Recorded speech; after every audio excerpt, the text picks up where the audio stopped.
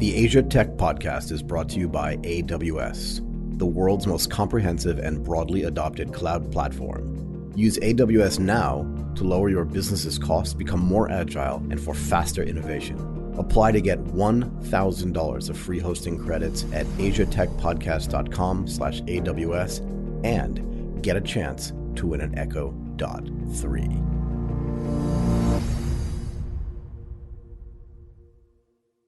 Hello? Hello? Podcast Network Asia. Hi, this is Michael Waits, and welcome back to the Asia Tech Podcast. Today, I am joined by Jessica Camus, the Chief Corporate Affairs Officer at Diginex Solutions. Jessica, welcome back to the network. How are you doing today? Hi, Michael. Thank you so much. Thanks for inviting me again. I'm doing great. Yeah, I mean, look, we talked about this the last time we recorded, and we like to catch up with people 6 months, 9 months after the last conversation just to see what's new, right? I think it's a great idea, yeah? It's an excellent idea, and I can tell you, we have been really busy here at Diginex Solutions.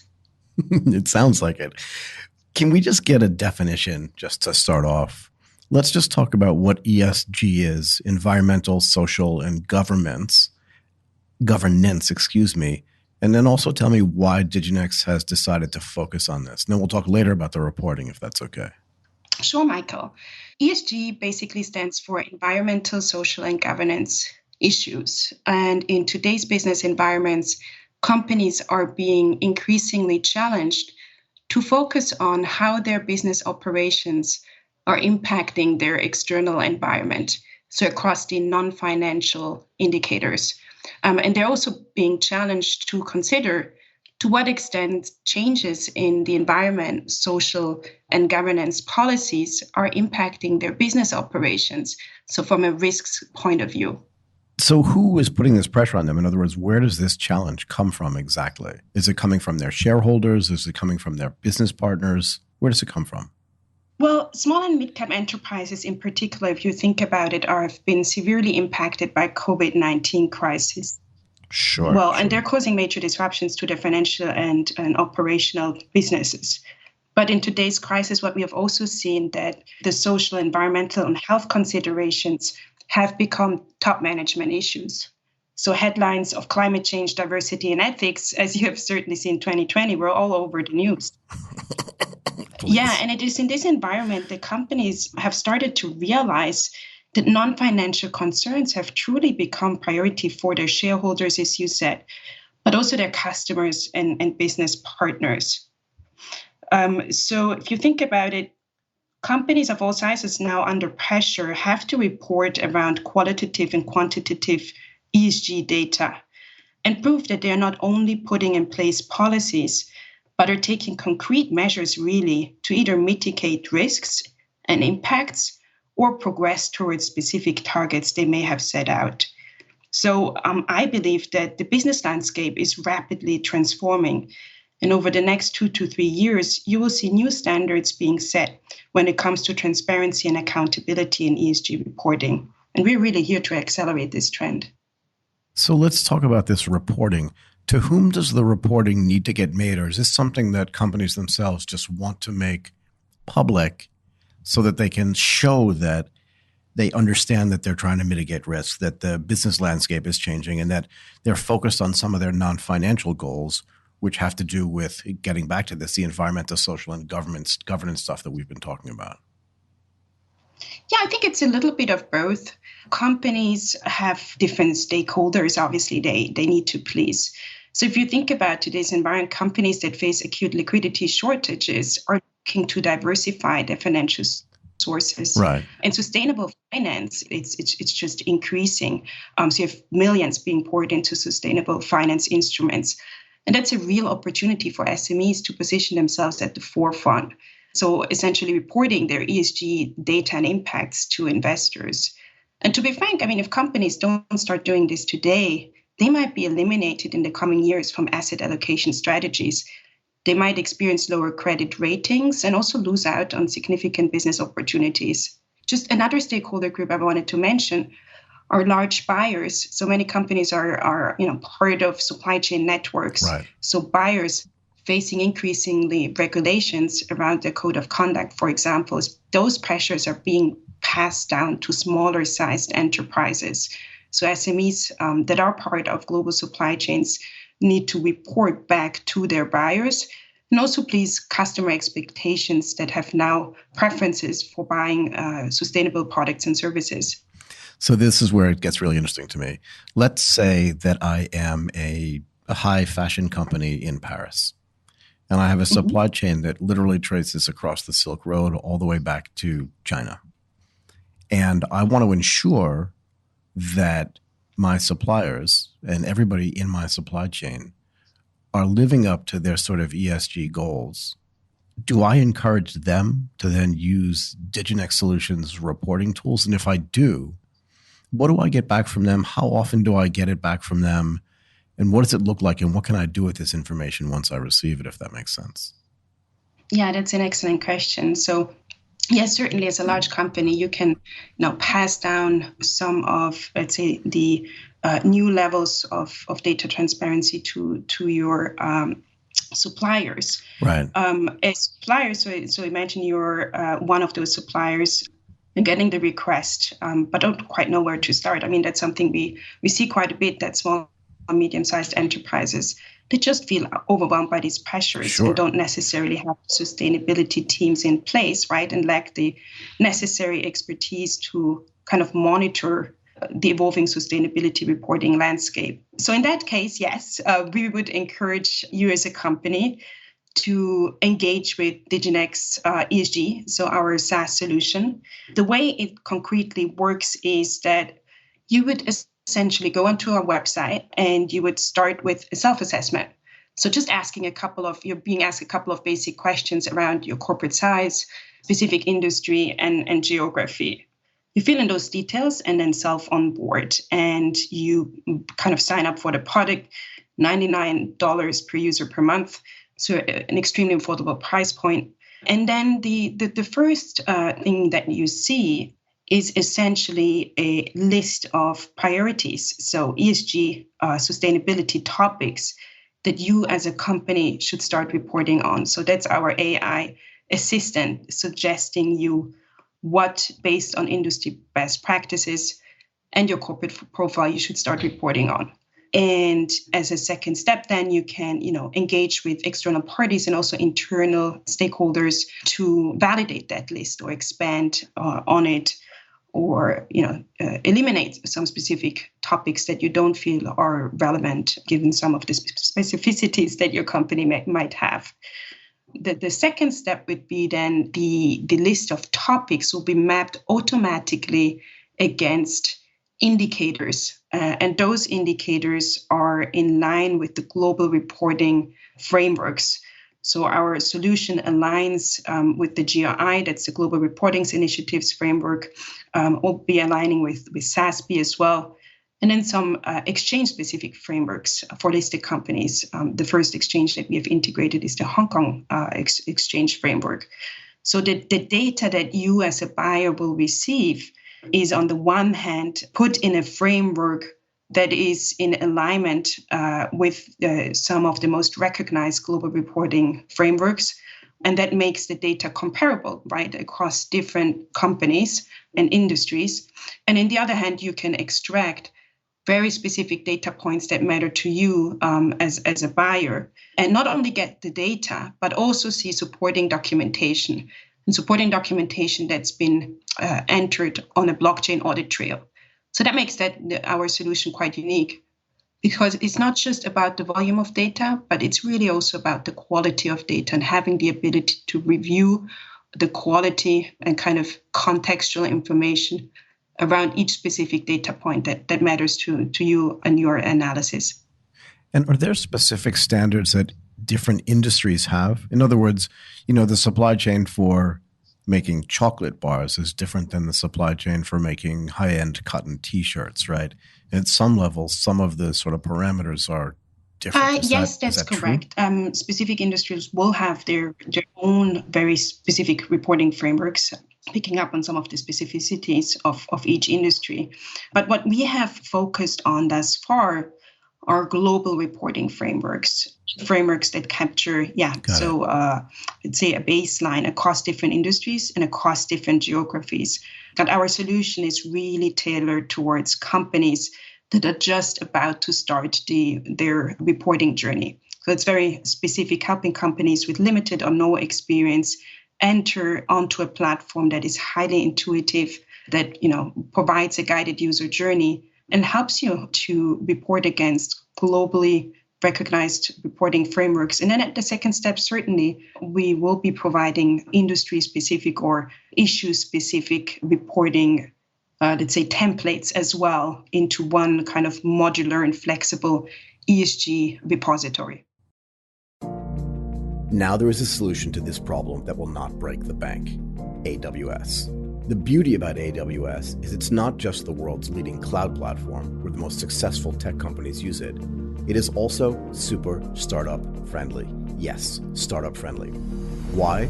Because it has the most functionality, so whatever you're trying to build in whatever architecture or language, it will work with you. AWS is also flexible in that you only pay for the services that you use. Your servers can also expand dynamically when you have a spike of users so that your app or service will not crash.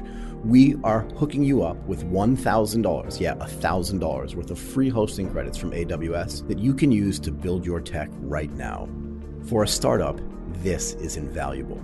All you have to do is apply at asiatechpodcast.com/AWS and fill out the form to apply to get $1,000 of free credits now.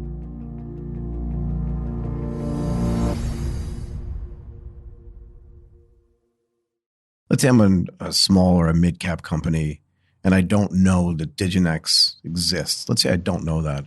What am I doing now for my reporting, if anything? Is it all manual?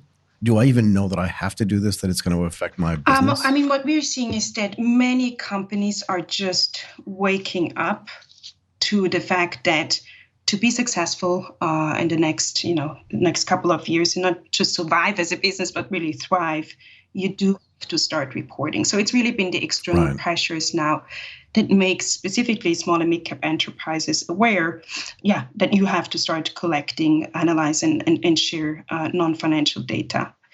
What's been, acceptable maybe 10 years ago were companies issuing maybe a sustainability statement or some sort of report with, maybe a nice story or visual around how your company has handed out free products to an underprivileged community. But today that's by far not sufficient anymore. So the standards of reporting are really increasing. But there are a lot of companies that have not embarked on that journey yet. And those that have, yes, we are seeing that typically they work with email and Excel. And from a data security point of view, from an efficiency point of view, it's just a very, very painful process. And typically companies that are on this ESG reporting journey already take between, maybe 6 to 8 months to go through their stakeholder consultation process, pull together the data, and then take another, maybe 3 to 4 months to then turn this data into a report, working often with an external agency that charges quite a lot of money. So with our Diginex ESG solution, we are able to cut down this process to just a couple of weeks and offer this end-to-end boarding, defining topics of priority, all the way through having the ability through the product to turn the data into a visual report by selecting a number of, stunning looking templates, import your logo, and then go through a final approval process before externally releasing that product. So it's huge efficiency gains that we are driving, but also security gains and the ability, as I mentioned earlier, to provide access to the data to selected parties that want to go beyond a publicly reported data point, but actually understand what sits behind that data. What's the proof? Is the data the company is reporting? Has it been audited, for example? What's the context of that data point? So really driving up the quality of ESG data in the market is one of the vision and mission that we have. Remind me again why it's good for this to be on the blockchain as opposed to being off of it and just being like a regular database. So from a user point of view, when they navigate the platform, it very much feels like any, let's say, SaaS product. So you can think about slash DocuSign, Sure. Experience. But where the blockchain piece comes in is to add an audit trail. So whenever an individual manipulates the data in the system, so from a data entry point of view, maybe collecting the data across different teams and also seeking data inputs from external parties, every single action leaves let's say, a history on the blockchain-based audit trail. And that's really important, for example, for auditing purposes. So going back to what I said earlier around, the trust and accountability in the system so far has really been lacking. So yes, Right. we have seen an explosion of ESG data over a number of years now, but going beyond that and actually holding companies accountable for the data that's been reported, the data that sits in their good-looking sustainability reports is really important. So having the data history on a blockchain audit trail creates an additional level of transparency and accountability and allows third parties, for example, auditors or assurance parties, to review the data and make sure that anything that might be, off in terms of the data can be traced back to the origins to understand what has happened at the moment of data input. So, yeah, it's creating that accountability and trust that is necessary to create higher levels of accountability in the system. Let's say I'm an SME in Germany or in Thailand, right? And I'm part of somebody's supply chain. And I realize that I do need to start doing some of this reporting because it's going to impact my business and it may actually impact my ability to take investment as well. How do I find out that Diginex Solutions exists? Do you know what I mean? In other words, how do I know that there's something out there that's going to provide a level of efficiency for me so that I can actually do this in a way that's easy as opposed to going to an agency that's going to charge me a lot more money? And what is it like when you go to these companies, you approach them and you say, look, we've got a better solution for this. What is that sales cycle like? What is the response you get normally? Yeah, I mean, so far, just to answer your second question, the feedback and response rate that we have seen for the product since we brought this to the market just a couple of weeks ago, it's been terrific. So we have already gone global, actually. We have customers in Chile, in Nicaragua, in Hong Kong, Canada, the UK. So we see a real global interest for this product, which has been really exciting. And the route to market, I think, there are several streams that we are following right now.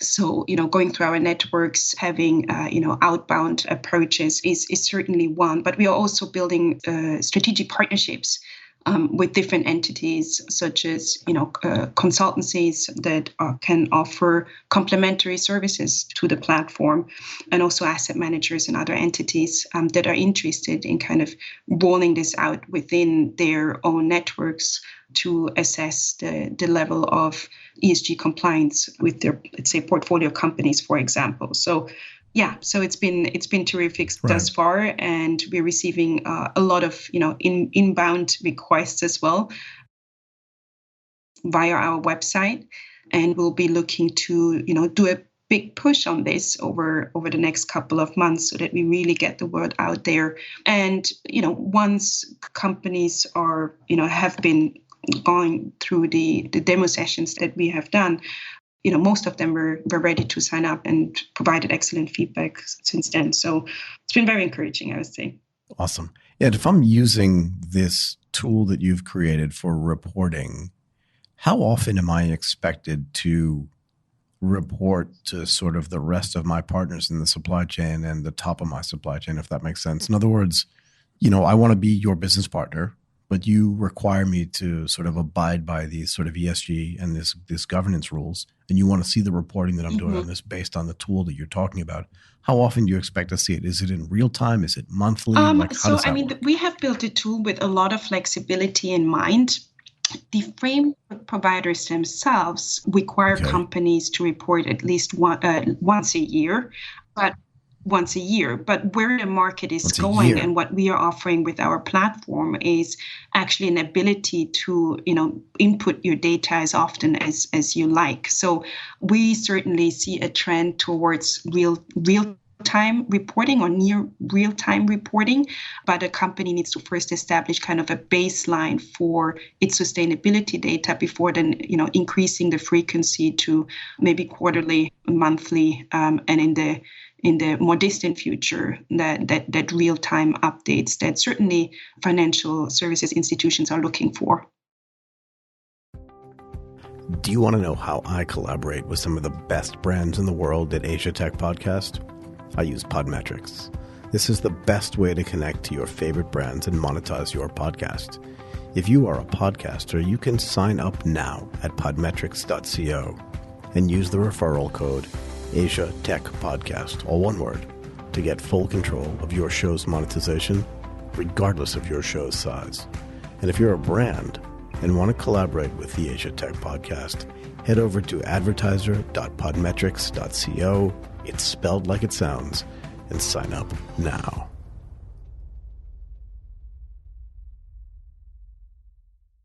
Yeah, I mean, it'd be neat if you could do this daily. I'm not sure why, but like if there was ever a lapse, it would just be kind of cool if you could do this daily. I actually think, just based on what we've already talked about, that if you just combine all the things you've said together, if this was done once a year, it was probably because it was really expensive. You had to go outside, hire an external agency, have them come in, do an audit, get that audit approved, and then send that information to whoever else was your business partners or suppliers. But now, if you use sort of modern tools to do this, you should be able to do this like instantaneously or close to instantaneously. And I guess the other question is, how do you ensure that the data is clean, right? This is one of the biggest issues when you talk about using any kind of data, really. But how do you ensure the data is clean, particularly if you go to an SME that may or may not have its own sort of data analytics or data group?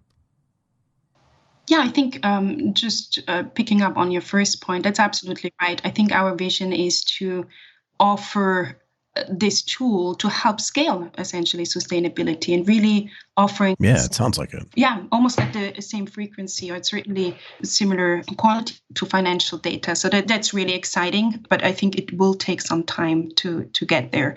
But in terms of the data input side, so this is really within the responsibility of the companies, right? So company needs to make sure it has the right policies and practices in place, that the data inputs are clean. And that's why we offer in the tool that, specific data fields for companies to add their supporting documentation. So, whether it's like, electricity consumption, they're actually able to, provide the screenshots and other proof documents that underline the actual data points. So we don't own any data and we don't sell any data. We really as a data infrastructure that enables that exchange between the companies that have the ownership and also the responsibility of over its data, of making sure it's of that quality and sharing that data then with their external parties.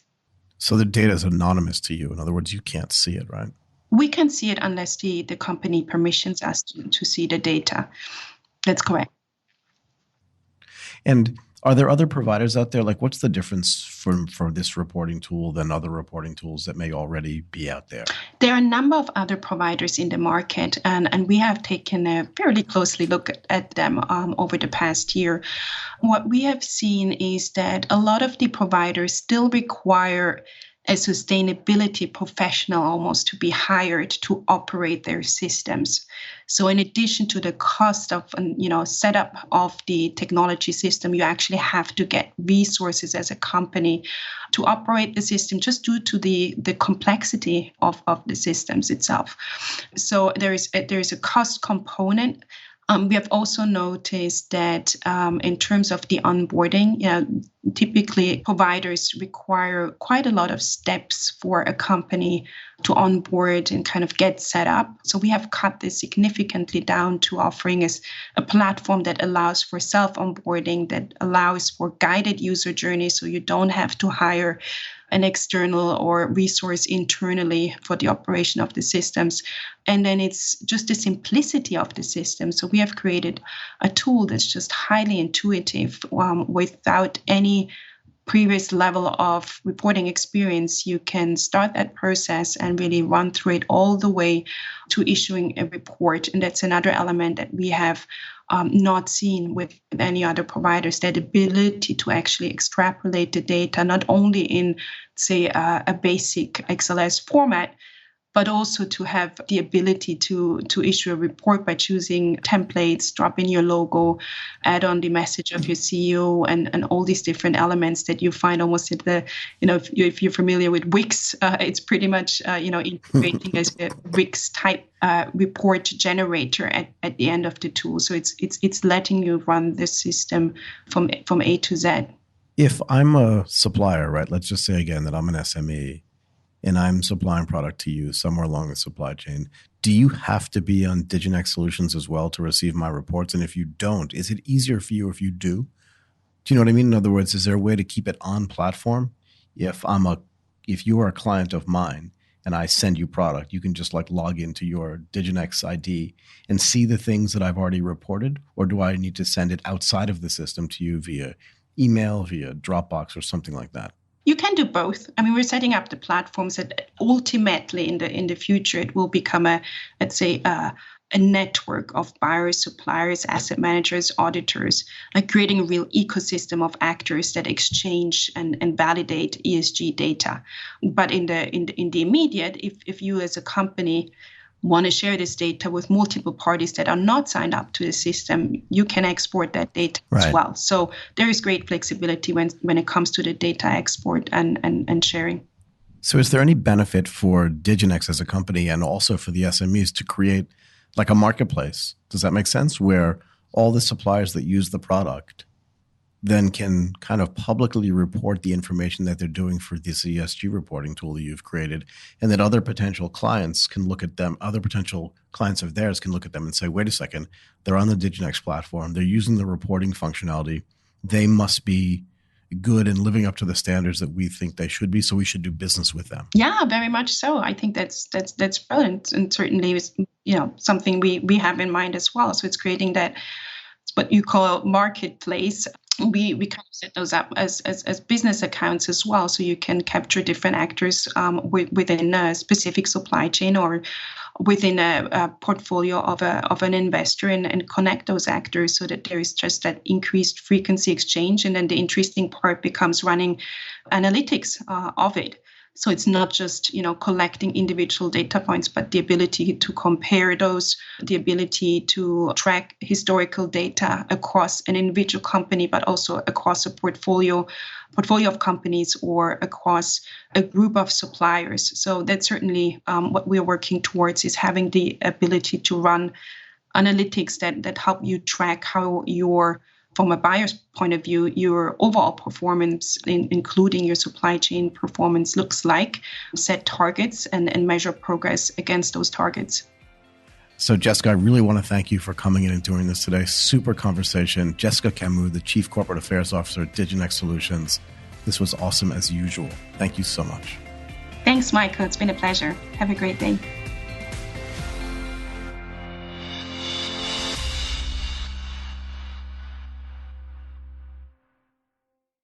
The views and opinions expressed by the podcast creators, hosts, and guests do not necessarily reflect the official policy and position of Podcast Network Asia. Any content provided by the people on the podcast are of their own opinion and are not intended to malign any religion, ethnic group, club, organization, company, individual, or anyone or anything.